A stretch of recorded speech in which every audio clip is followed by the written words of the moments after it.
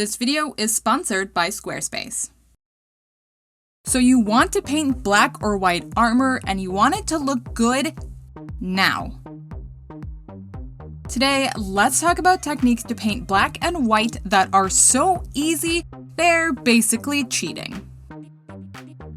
Before we begin, what color do you think is the worst to paint and why is the answer white?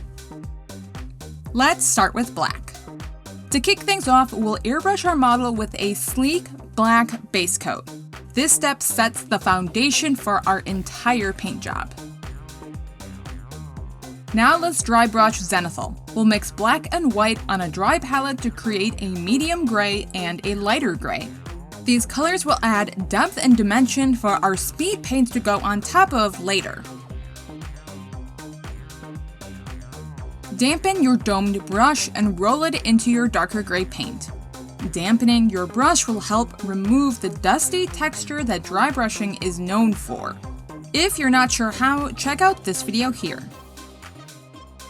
Apply the paint with a heavy hand in a circular motion, hitting almost every part of the model. Although we are moving in a circular motion, we do still want to focus downwards so that our paint hits the areas that will be hit by light. For example, we don't want to hit the underside of the legs or the underside of the arms.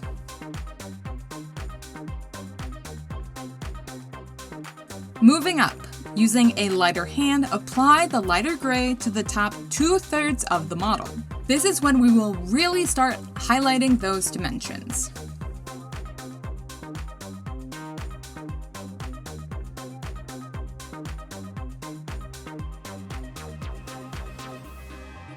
This could go a little brighter. I'm mixing up a new lighter gray and applying it to the top half of the model with a gentle touch. The pressure we use with our brush determines how much of the model is hit by our paint. So the lighter the color, the lighter the touch of our brush. It's okay to go a bit brighter in our dry brushing stage as we will darken it down quite a bit with the speed paints. Now here's where things get interesting. I'm mixing my Abaddon Black from Army Painter Speed Paints with a 50-50 mix of speed paint medium. This mixture will add depth and definition to our model. I'm starting with a 50-50 mixture as I can always add more layers later. If I accidentally make my model too dark, I would basically have to start over. So it's better to start with a diluted speed paint and add more layers if need be.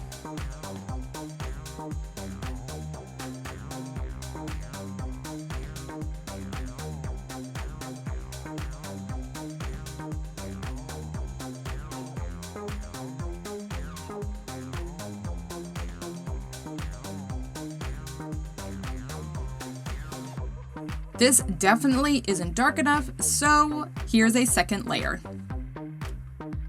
If I were batch painting, I would now know to just add a full undiluted coat of speed paints instead of needing to add multiple layers. Let's take a break and talk about Squarespace. My dream of painting box art has finally come true and I'm painting my first one, and I can't wait to show it off on my Squarespace website.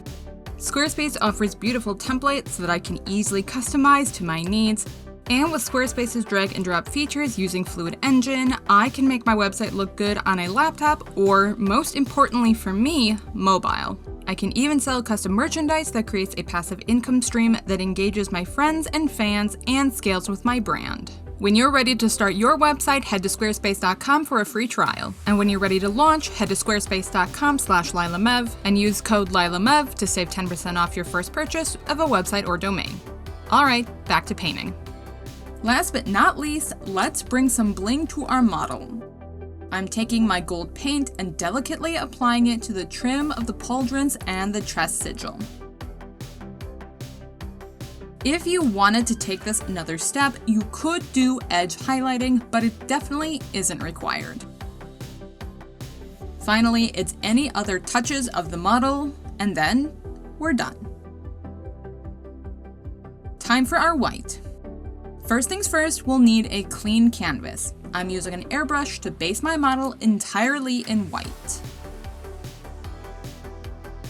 If you're like me and using a different white on your brush than your original base layer, it's a good idea to reapply your new white to the entire model. This ensures that any touch-ups we make later will seamlessly match the rest of our model. With our base in place, paint any other parts of the model. I'm using Ultra Krill Red to accentuate the edges of the pauldrons, the chest sigil, and to paint the lightning bolt patterns on the legs. We want to do this step second because it gives us the opportunity to use our white to cover any mistakes.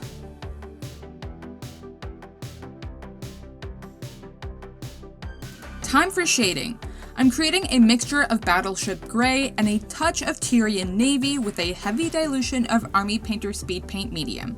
But honestly, I probably could have gone with just a thinned down Battleship Gray.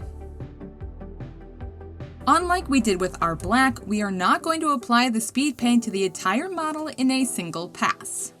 Instead, we are going to apply the Army Painter Speed Paint Medium section by section, pulling the medium down towards the shadows or the bottom half of each section, unlike what you see me doing here.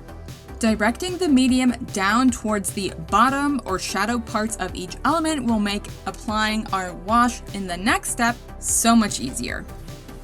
While the medium is still wet, apply your custom speed paint mixture. Use as few strokes as possible, always pulling down towards the bottom. Remember, less is more in this step, so do not overload your brush or overload the model. Allow your speed paint to gather in areas where we want shadow, or use a damp brush to soak up excess paint on areas where we do not want it to settle.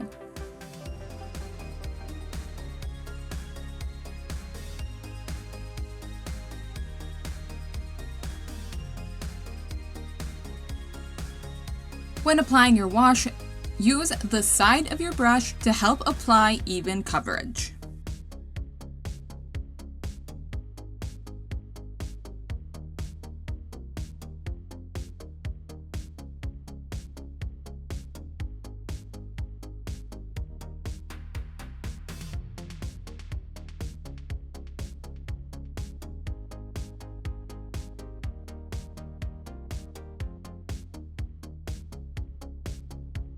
After your model is dry, examine how you did. If there are any uneven areas with too much saturation, fear not. Create a mixture of your white paint along with your speed paint mixture and lightly apply it over any areas where the speed paint has gathered or left uneven coverage. This will help you correct any issues and maintain that perfect balance. If you have totally messed up on an area, repaint that element completely white and try again. Again, if you want, you can add edge highlights to your white armor to really make it look perfect. Alright, that's it from me. You know the drill. Like, comment, subscribe. Go join me on Patreon for exclusive monthly content, as well as feedback from me and my wonderful community. Thanks so much. I'll see you next time.